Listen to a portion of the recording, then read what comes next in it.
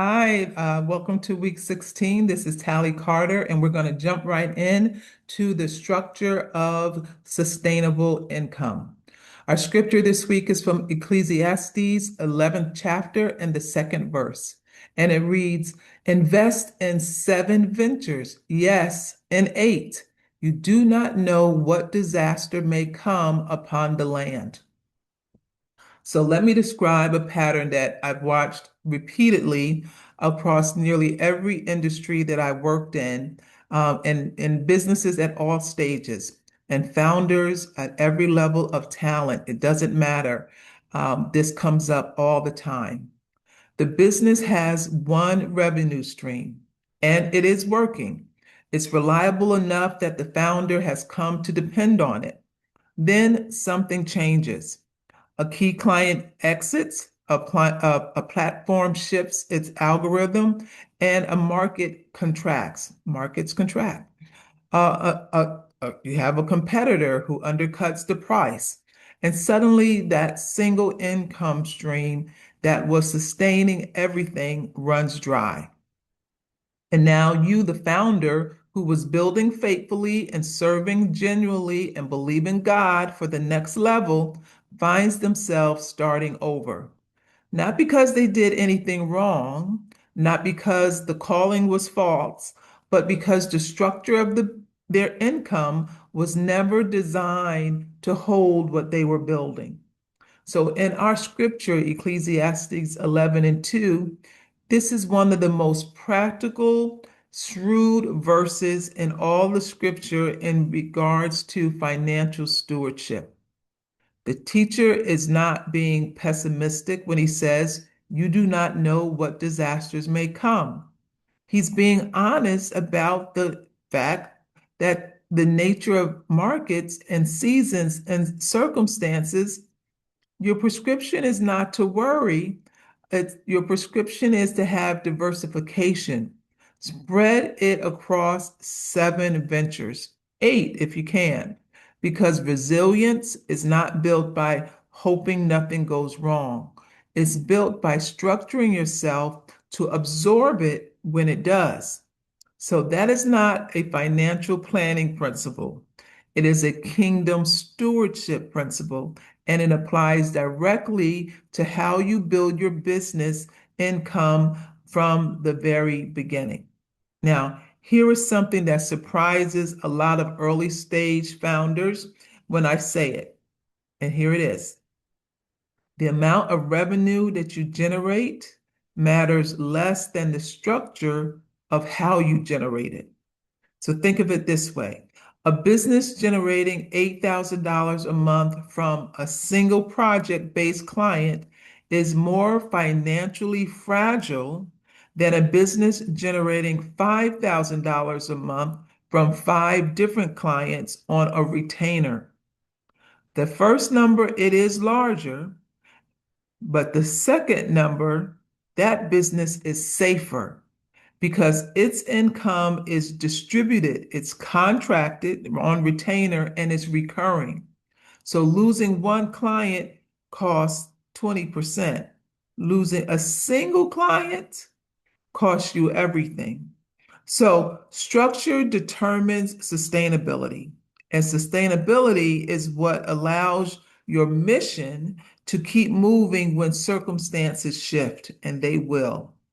This is why I want to talk to you about your income structure now. Not when you are generating significant revenue and trying to protect it, but at the beginning, when the habits that you're creating and the decisions that you make about how you're going to earn your funds is still being formed. You're still in the development mode. So the structure you build into your business model from the start is the structure you will either benefit from or be limited by as you grow. So most founders build their revenue model reactively. They take the clients who come, they charge what feels reasonable in the moment, they add offerings when asked, and they remove them when interest wanes. They never sit down and ask the foundational question, What does a sustainable income structure actually look like for this business that I'm building? That question is worth stopping for. And this week, that's the question we're dealing with. So I'm not going to give you an exhausted inventory of different business revenue models, but I do want to name three categories that I think early stage founders like you should understand and make a deliberate choice about. Now, the first is project income. And this is the most common starting point. A client hires you for a defined scope of work, you deliver it, they pay you, the engagement ends. Project income is accessible and natural for most service-based businesses. It is also the least stable because it requires you to continuously find and close a new client. So when it is your only income stream, you are perpetually on the revenue treadmill. Finish one project, find the next one. And that business cannot grow faster than you can find the next client. The second category is what we call recurring income. And this is income that arrives on a predictable schedule because of an ongoing agreement, like in a retainer or a membership or a subscription or a maintenance contract. Recurring income is the structural upgrade from a project income. It provides financial predictability that allows you to plan, to hire, to invest, and to breathe. It does not, however, eliminate your need to continue selling because it changes the math. You are building on a base rather than starting from zero every month. So we like recurring revenue. The third type is what we call passive or leveraged income. Now, this is income generated by assets rather than by your direct labor. So think of a course or a digital product or a licensed framework, a book even, or a certification program. Passive income does not actually arrive without effort, but the effort is front loaded. You build the asset once and it earns revenue repeatedly. So for kingdom entrepreneurs building to a certain scale, leverage income is what creates the margin for mission work that cannot always be monetized directly. So you don't need to do all three of these types to launch, but what you should do, and what I need you to do is plan for which ones you are building toward and in what order. So if you're going to start out with project income and get, a client at a time, at least have that as a plan and think about phase two. How do you shift to a different business model that's not as fragile? So I also want to address something today, and I know I'm covering a lot and I'm going quickly, but we want to get it in this week. And this is often missed in conversations with regarding kingdom entrepreneurship, but it's important, so we should deal with it head on. Financial margin is not a luxury. It is a mission requirement. When there is no margin, when every dollar that comes in immediately goes back out to keep the business operating, when there is nothing in reserve, nothing to invest, nothing to give, the mission is permanently reactive. Every decision is made from scarcity. This client is ending. I don't have another uh, income coming in until I get another client. So every opportunity is evaluated through the lens of survival. I got to get this next client. And the work that needs to be free cannot be free because the business can't absorb those costs.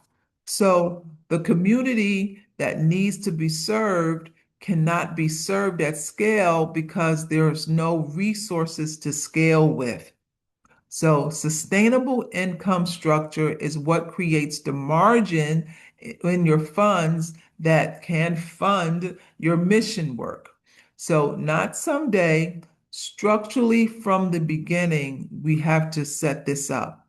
So this means building a business model that generates more than it costs to operate. That's the nature of business. It means pricing in a way that reflects the value you deliver rather than the minimum you can charge and still survive. See the difference?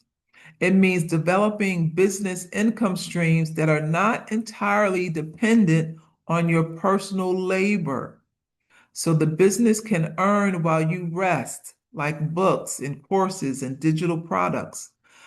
So you can rest, you can invest, and you can serve, and money can be being generated without you having to be the one to do the work. So Ecclesiastes chapter 11 is not telling you to be greedy. It's telling you to be wise, to structure your financial life with the kind of intentionality that creates resilience and the kind of resilience that creates freedom and the freedom to say yes to what God calls you to without being held hostage by what the business cannot afford.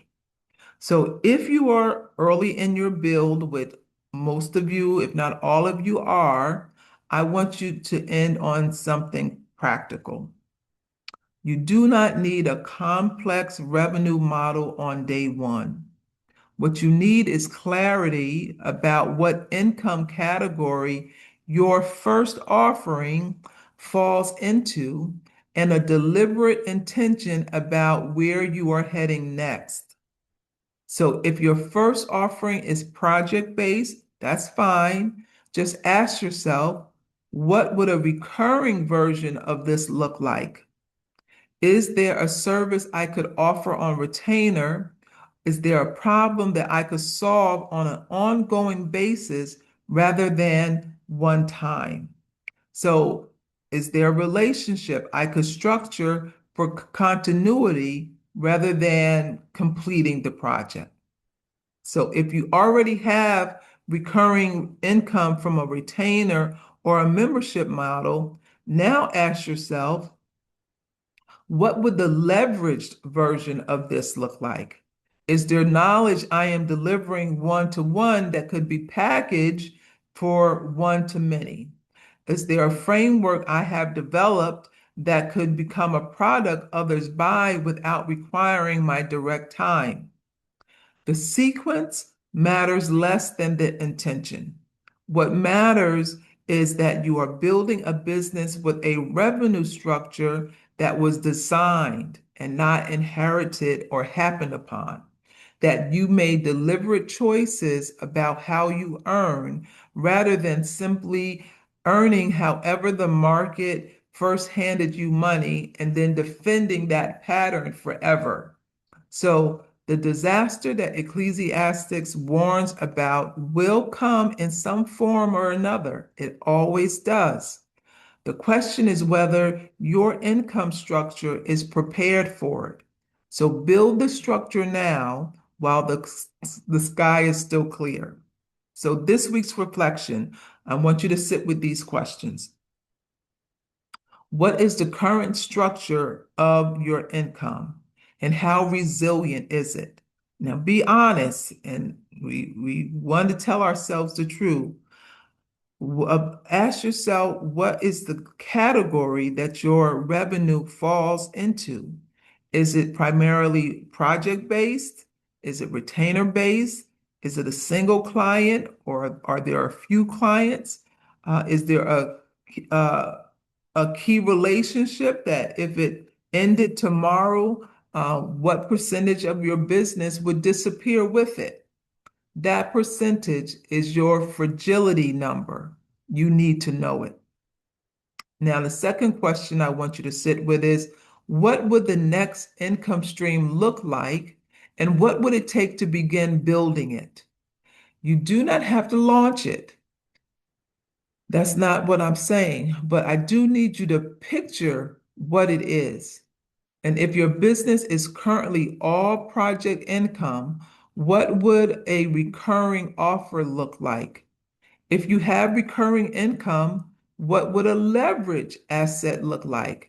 Name it specifically enough that you can describe it to someone in 2 sentences. So remember this, revenue is what the business earns. Structure is what determines whether it lasts. Build the structure on purpose. Now, I want to know what your income structures look like right now and where you are planning to go next. So hit me up in the reply. Even if it's just a rough sketch, that's fine. Sometimes if we just describe something aloud, that's the step to make it real enough to actually build towards it. And so to finish up this week, here are my 2 tips from my executive council corner. Tip number 1, and this is related to what we've been talking about today. Each revenue stream in your business may require different legal and tax treatment. And the time to understand those differences is before you begin earning from each category, not when you're preparing your taxes and discovering surprises. So, service income, product sales, subscription or membership revenue, licensing income, and passive income from digital products are each reported and taxed differently. So some may trigger self-employment tax obligations or sales tax collection requirements or a specific contract structure. Set up a separate tracking category for each income stream in your bookkeeping system from the first sale in that category. This way, this single cell habit that keeps your financial records clean and your tax reporting accurate, and your business is prepared for the due diligence that lenders, investors, and strategic partners will eventually require to see. Tip number 2, and we're going to wrap up this week. Recurring revenue, whether it's a retainer, a membership, or a subscription, is structurally more valuable than project income when it comes to business valuation and access to capital. Lenders evaluating a loan application and investors evaluating an equity opportunity both look at your revenue predictability as a core indicator of the business's health. So a business with a $5,000 in contract monthly recurring revenue is a fundamentally different business and a more fundable business than one with the same average monthly earnings from unpredictable project work. So if your current model is entirely project-based, identify one of those services that you already deliver that can be restructured into a retainer or ongoing engagement. Draft the terms this week. What would you deliver? How often would you deliver it? And at what price? And under what type of contract? Write that down. And the retainer that you define today is the recurring revenue that changes your fundability in the future. So let's build that structure now. That's it, folks. Next week, we'll talk about building a team worth following. And so hopefully all of your business ideas, your business offering is going to require other people to help you. And so we're going to talk about what it takes to get a team and what it takes to put in the infrastructure for your teams to run well.